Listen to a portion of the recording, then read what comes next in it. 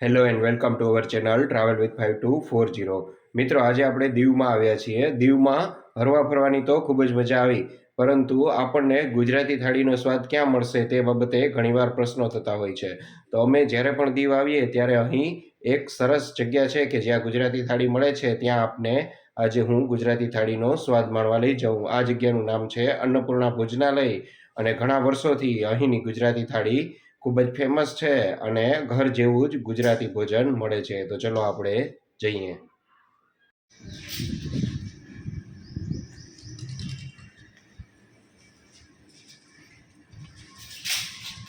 દીવમાં અમે જ્યારે આવીએ ત્યારે અન્નપૂર્ણા ભોજનાલયમાં જ જમવા આવીએ તો તમને રસ્તો બતાવું કઈ બાજુ છે।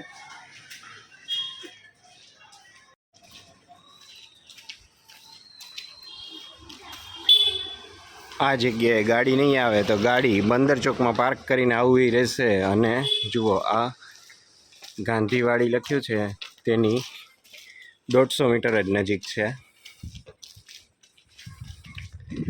પણ અહીં ગુજરાતી થાળી ખૂબ જ સરસ મળે। સામે જ જે છે તે અન્નપૂર્ણા ગુજરાતી ભોજનાલય છે। દીવનું ફેમસ ગુજરાતી થાળી ખાવી હોય તો અહીં ઘરનું સારું એવું બને છે, પણ ગાડી નહીં આવે તો આપણે ચાલતા જ બંદર ચોકથી 500 મીટર આવવું પડશે।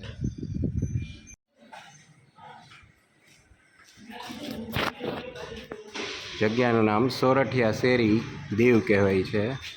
મોબાઈલ નંબર નીચે આપેલો છે।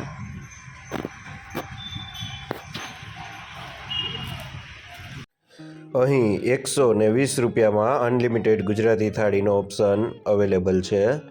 થાળી આવી ગઈ છે। થાળીમાં આપ જે તમામ વસ્તુ જોઈ શકો તે બધી જ અનલિમિટેડ છે, જેમાં 3 પ્રકારના શાક આપવામાં આવે છે: દાળ, ભાત, કચુંબર, પાપડ, રોટલી, છાશ વગેરે આપવામાં આવે છે। તો ચલો શરૂઆત કરીએ। શરૂઆત પનીરના શાકથી કરી। ખૂબ જ સરસ અને મજા આવી જાય તેવો સ્વાદ છે। બીજું કઠોળનું શાક આપવામાં આવ્યું છે, જેનો પણ સ્વાદ ખૂબ જ સરસ છે।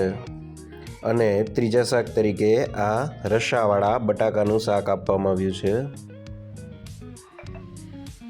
જે પણ મસ્ત મજા આવી જાય તેવું છે। અને દાળ પણ સરસ આપણી ગુજરાતી દાળ હોય તેવો જ સ્વાદ છે।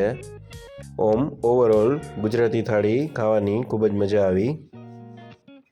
દીવમાં મિત્રો ગુજરાતી થાળીના ખૂબ જ લિમિટેડ ઓપ્શન છે, જેમાં આ અન્નપૂર્ણા ભોજનાલયમાં અમે દર વખતે આવીએ ત્યારે ભોજન લેતા હોઈએ છીએ।